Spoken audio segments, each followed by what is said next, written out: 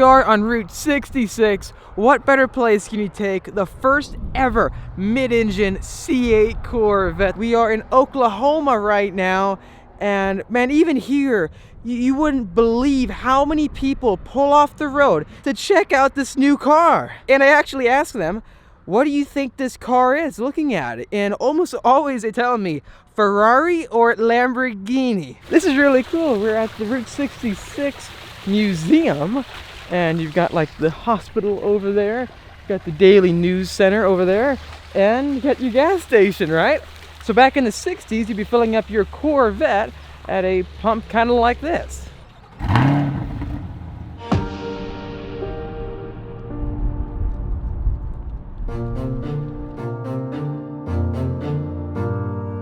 We made it to Texas!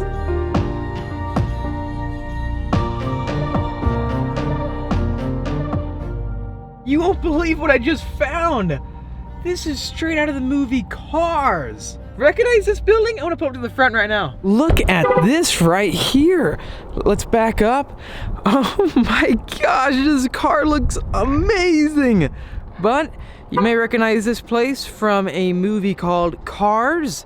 There is a building structured almost exactly like this here on Route 66, running into iconic locations. Let's walk across the street real quick. I want to see what this would look like. Now that is what I'm talking about right there. Look how wild that car looks. Let's run across the street again. This is what it's all about, the adventure.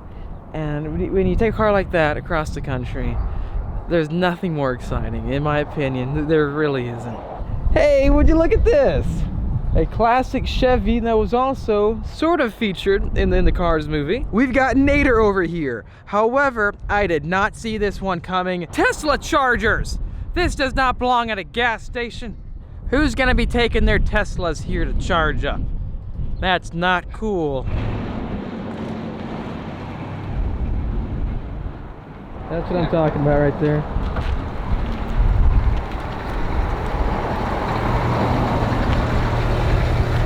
Nice car, man. Hey, I was gonna say the same thing. Oh, Oh man. Oh wow. You just picked the car up. in Kentucky? I used to be mayor of this little town. Really?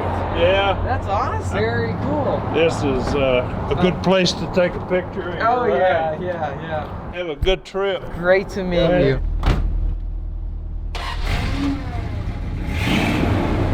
Have a nice day, man. You bet.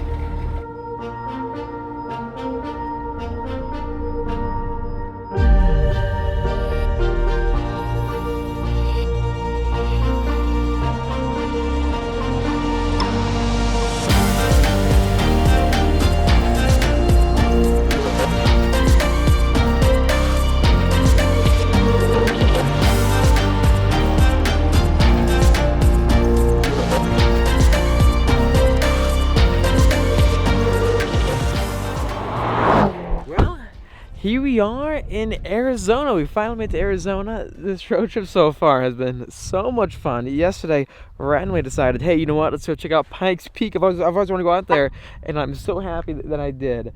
Now, next day later, I'm going 6 hours down south again, and I thought to myself, what's one place I've always wanted to stop by at in Arizona?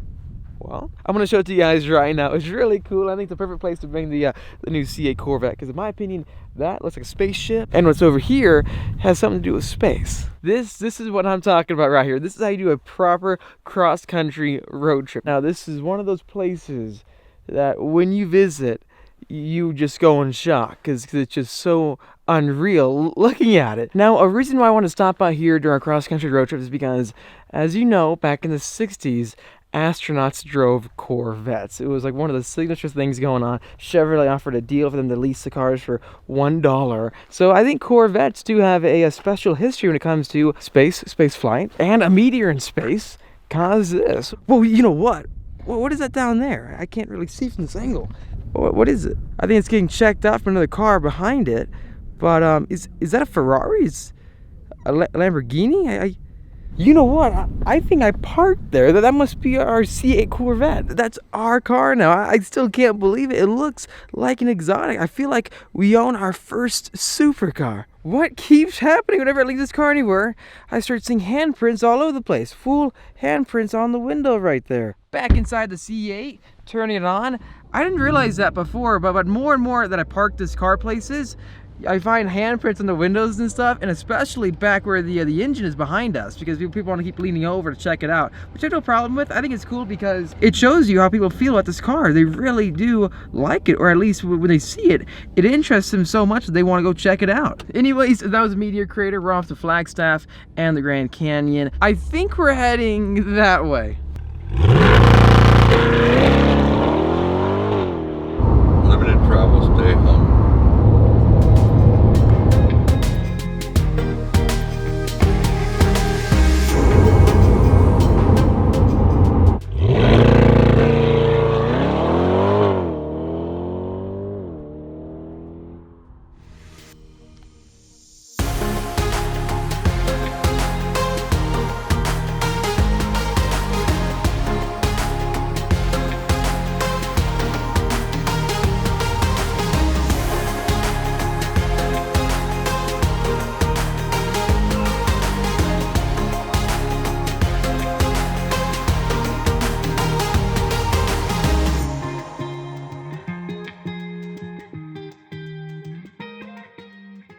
Slowly back up the car. They're everywhere. Oh my gosh, this is amazing. This road trip has been so much fun. It really has been. And I'll be honest, when I first ordered the C8 Corvette, I wasn't sure what I was getting into because I've never owned a Corvette before. Everything I know about Corvettes have been from watching videos online on YouTube and reading magazine articles. The C8 is a completely different vehicle. It's redesigned from the ground up. And coming from Mustangs, well, specifically Shelby Mustangs, this has been a crazy leap.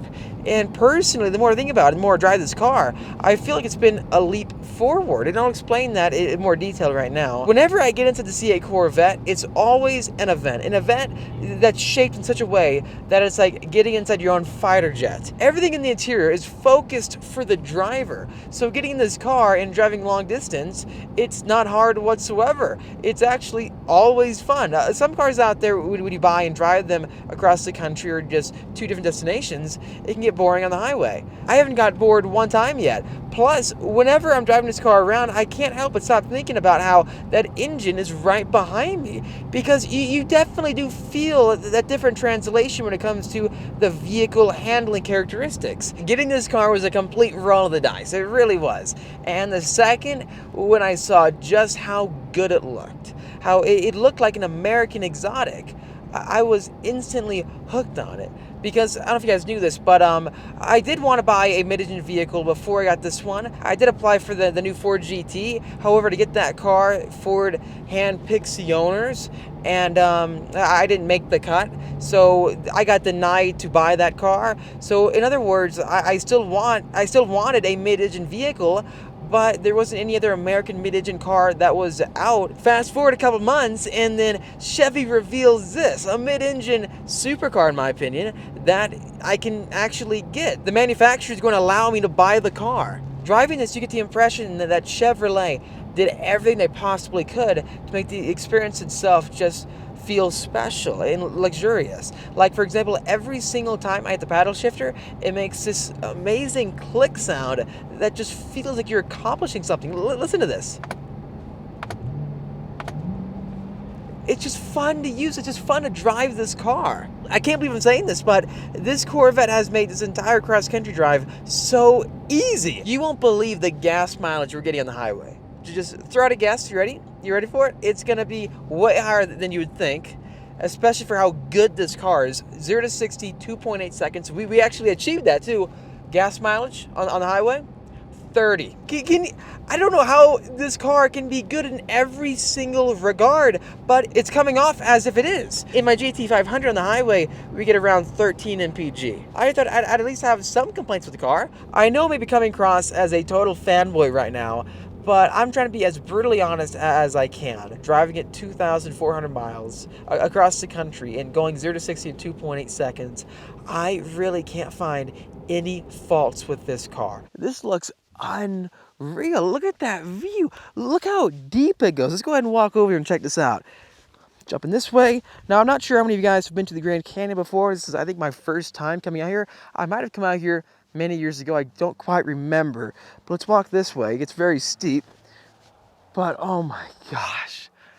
That's crazy. Look how deep it goes, too. So it goes for miles and miles on end. Plus how far down it goes. It's kind of frightening, I'll be honest. The scale of it, though, is unbelievable. What a great place to bring the new C8 Corvette, right? With that in mind, for driving this car for over 2,000 miles now, I want to show you what I've learned about it, specifically when it comes to how dirty it gets from just normal highway driving. The massive black portion of the front bumper completely eats up all the bugs. You can see how dirty it gets. It's funny looking at it because the paintwork itself looks great actually, but then that black carbon flash, I think it's called, portion of the front bumper is totally covered with dead bugs. However, though, that's nothing. You can easily clean that off.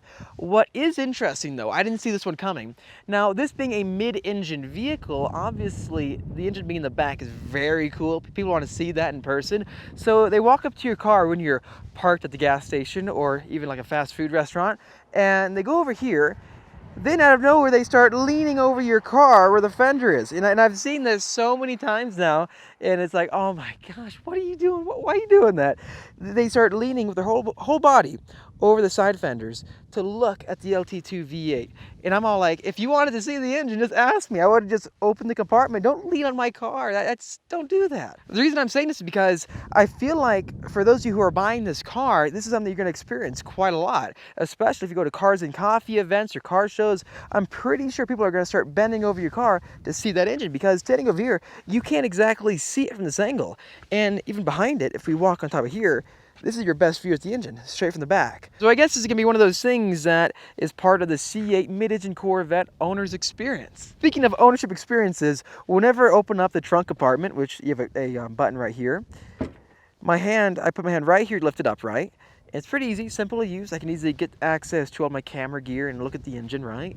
But when it comes to closing it, I like this grip right here. However, though, when I go all the way down, if I push down like this, over time you start seeing tons of handprint marks all over the paint. So nowadays what I'm doing is that when I'm unlocking the other hood and I go to close it, I'm pressing down on the Stingray logo, and it's really helping out with keeping the paint itself clean, not dirty. What does get dirty though from cross-country driving is just the rear end. Look at the taillights, covered in dirt. I can't wait till I wash this car and see how it looks clean again. However, though, for being red, even right now with my sunglasses on, it doesn't look that bad. It looks pretty clean, except for the carbon flash components.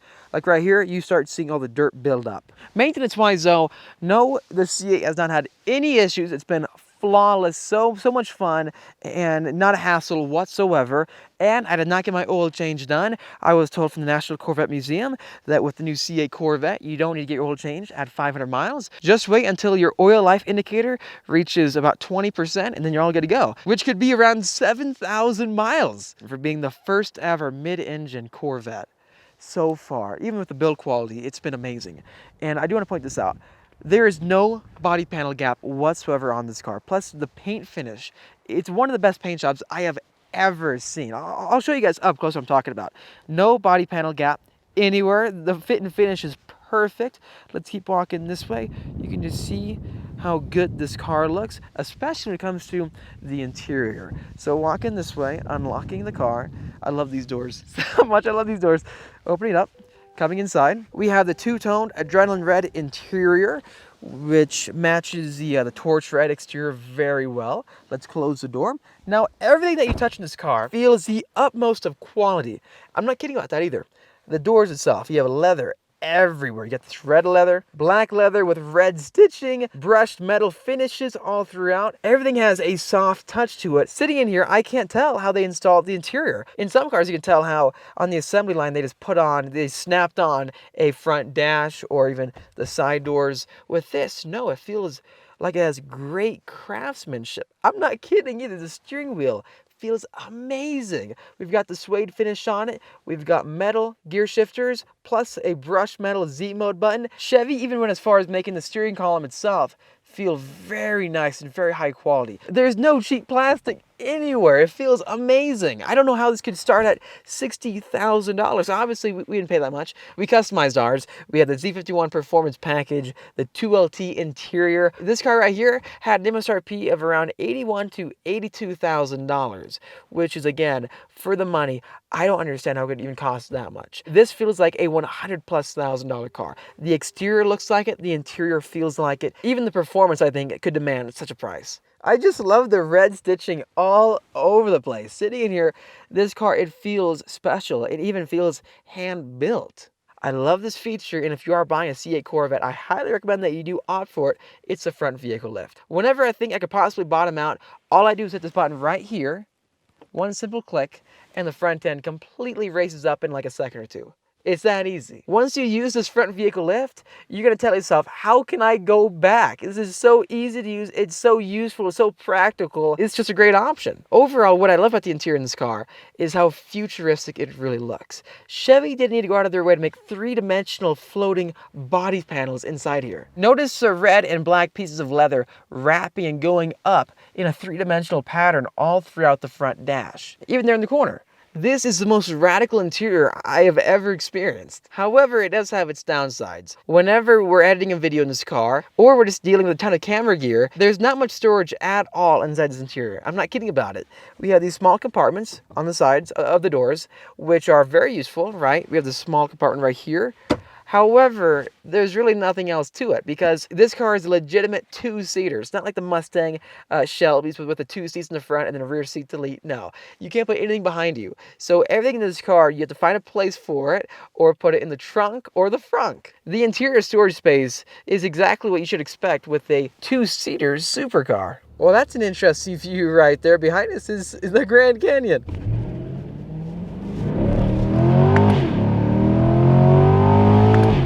Here we are, made it to the next location. Now right next to the Grand Canyon.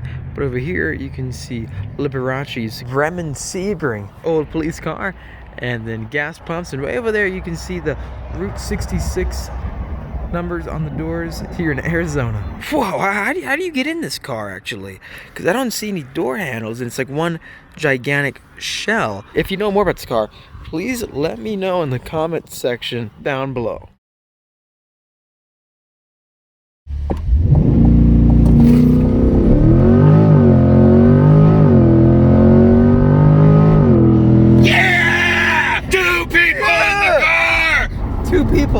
Two people in the car right now.